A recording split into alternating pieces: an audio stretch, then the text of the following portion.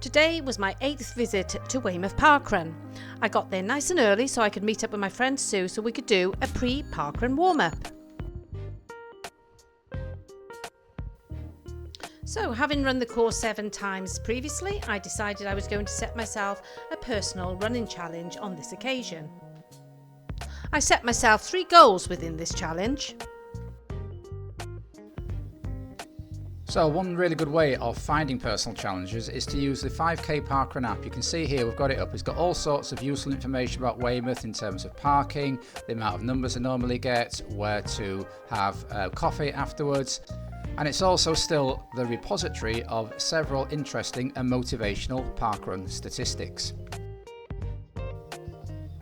So my first goal was to improve on my existing age grading best of 83.48%.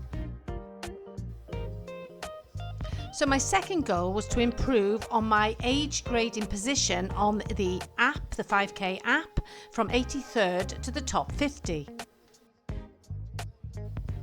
In order to do this, I needed to run a roughly around 84% to get in the top 50.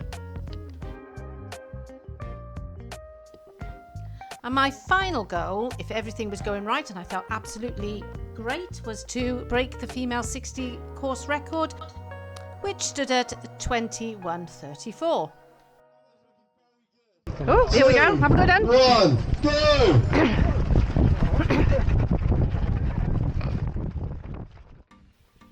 So the parkrun starts at Lodmore car park on the pedestrian section.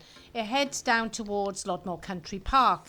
Before long you'll see that we're going to be turning onto an off-road trail. It's a very good trail though and pretty flat, so you can actually pick up some good speed.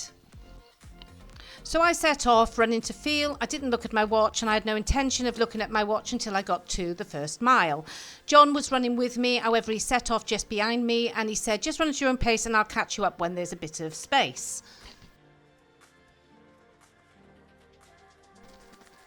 Yeah, I love this parkrun too, but as you can see on the first section it can get a little bit congested, and if there's one thing I hate in a run, it's congestion, so I hung back and then I caught Dawn up after about 800 metres I think.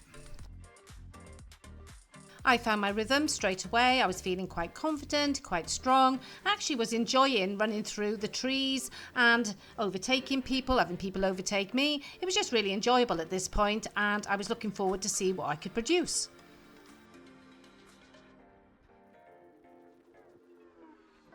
So here you can see we're turning now onto an off-road section of the course, which is actually quite muddy underfoot, but on this particular day it was really quite firm and you could run it in road shoes. In fact, I had on my Alpha Flies. So yes, this is a very short section, but we do get to do it twice because on the way back we'll go through this piece of woods again.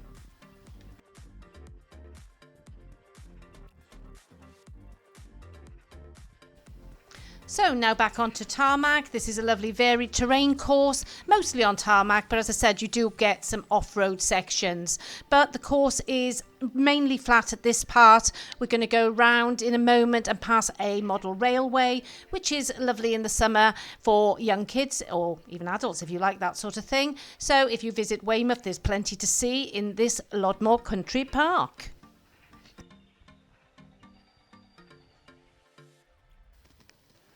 So it was at this point where we turn a left and a right that Dawn's camera crew arrived. Here I am taking some footage. So here you can see the model railway on the right, the platform there. Just off the top of my head, a couple of other parkruns with model railways. We've got Kingsbury Water near Birmingham and Wakefield Thorns in Yorkshire. Can you think of any other parkruns that have a model railway running by them? Let us know in the comments below.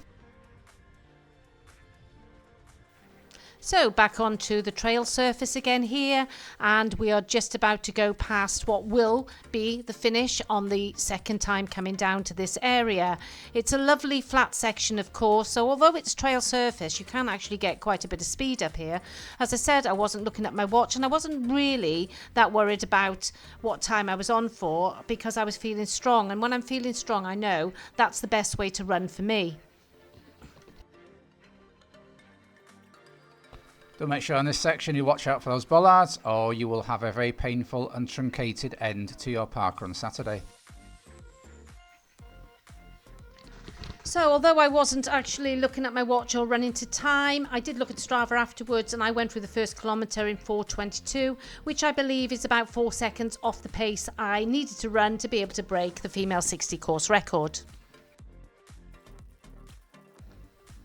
So now we're heading towards the boundary of the country park and we're about to go on a long out and back section where we go past the famous pineapple. You can see here John has just gone in front of me, encouraging me along. I can see another female in front of me and I'm just about to go past her, and I know I will overtake a few more as we go up the long section of this part of the parkrun. I'm still feeling strong here and quite confident. Again, as I said, I'm not sure what time I'm on for, but the best way for me to run is to run to feel, to run relaxed, and that normally brings out the best results.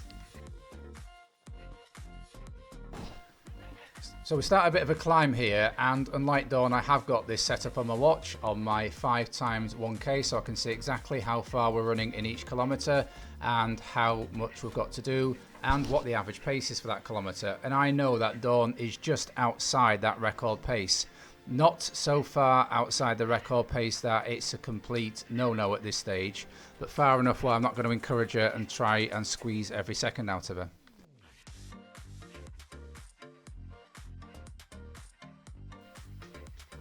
So John is an excellent pacer and he knows me really well, so he's not putting any pressure on me because he hadn't agreed to pace me, but I know that he will run enough in front of me that if I was up with him I would actually break that female 60 record.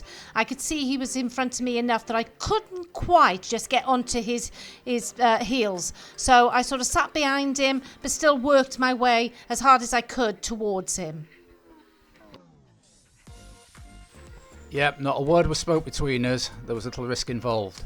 Everything up to that point had been left unresolved. Sorry just to put that in, but the previous night we'd been all the way over to Bournemouth to see Bob Dylan, one of the other great loves of my life, his music, so please forgive me for throwing in that little quote from Dylan's lyrics.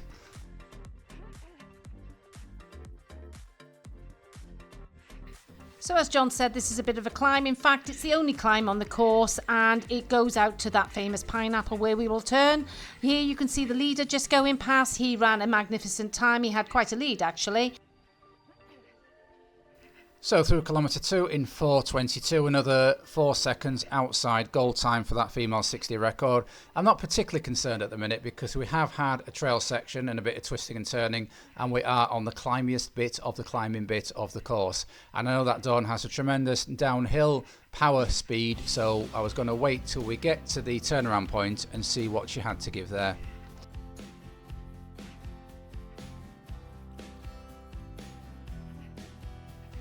So now you can see quite a lot of runners coming back down in the opposite direction, and on this point I was able to count how many females were in front of me. Not that I was actually bothered about how many was in front of me, but it was interesting to note, and at the turnaround I counted that I was in 5th place.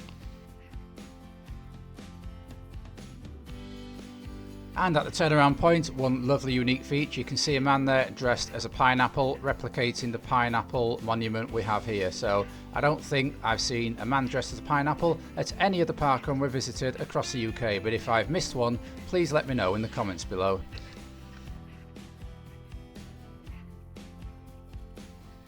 So yes, so now I've turned and I'm on my way back down. I have to say I really like this part of the course because I love flowing downhill, and I'm pushing really hard here. I don't know what time I'm on for, but I kind of think give it all you've got and see what comes out at the end. Now, due to my modern sports watch, I actually know that Dawn has lost quite a few seconds there off the target. It's to be expected because it is a little bit of a drag up to that turnaround pineapple point. But as I said, she's a very fine downhill runner, so you'll notice that I've dropped behind her now and I just let her flow down this hill to the maximum effect that she can.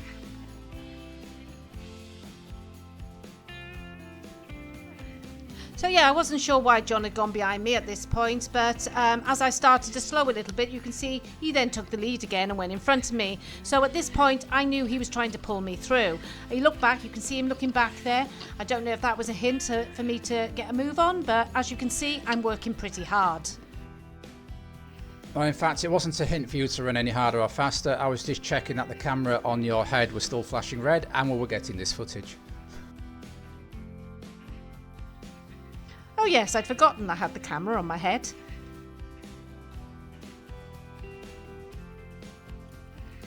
So I had sped up at this point, and you can see that I did a 4:13 kilometre. I found this out afterwards looking at Strava, but it probably wasn't enough to claw back what I'd lost on that 3rd kilometre.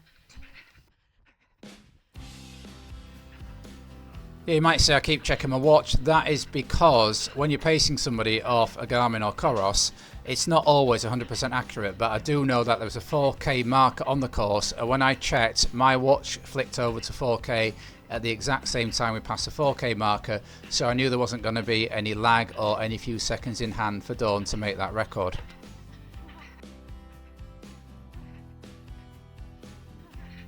So here I go into 4th position, and what is now going to be the hardest part of the course. That is obviously because we're into the final kilometre, and also we're going to go on to the off-road section again, and at this point you're pushing as hard as you can, and the terrain is a little bit softer than what I have been on, so I know I'm not going to make up much more time on here, but I am pushing to max.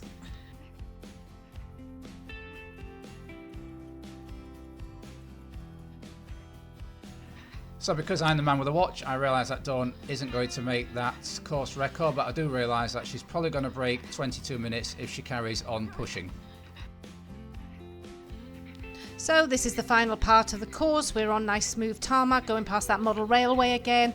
We are going to go on to a little bit of trail in a moment, but I am pushing hard here. I know I haven't got much more left. You can probably hear my breathing here. I'm following John, and in a moment he tells me to sprint, I believe. And I'm thinking to myself, do I actually have a sprint in me? What am I sprinting for? He must know what I'm sprinting for. So I'm waiting to go.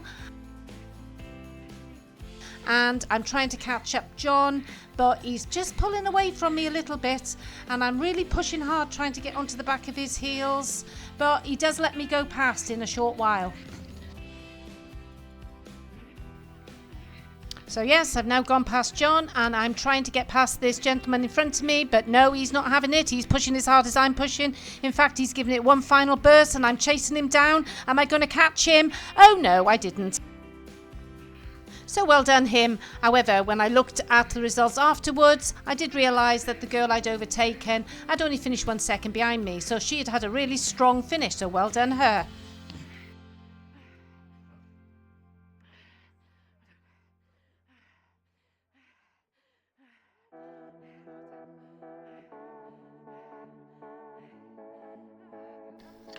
It was then time to get our barcode scan. Now this isn't me trying to claim 2 different parkrun credits for the same run. We'd actually both managed to forget our barcodes despite having done about 1150 parkruns between us.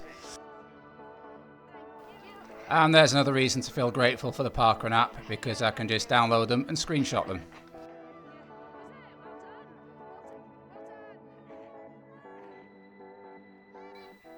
So my final time was 21:45, which was 11 seconds outside the current female 60 record, but who knows, I may come back another time and have another go at it. So I eagerly awaited the age grading results to come through, and I found that I'd improved by over 4%, and I was now lying in 17th position on the age grade records. But on this occasion, parkrun was more than just going for records. It was about meeting up with friends that I've known for over 25 years. So I hope you've enjoyed watching me go for this little challenge today, and you've enjoyed the parkrun course. And if you have, I'd love you to give this video a like, and if you haven't already subscribed, then yes, please do so. So until next time, keep on keeping on. Keep on keeping on.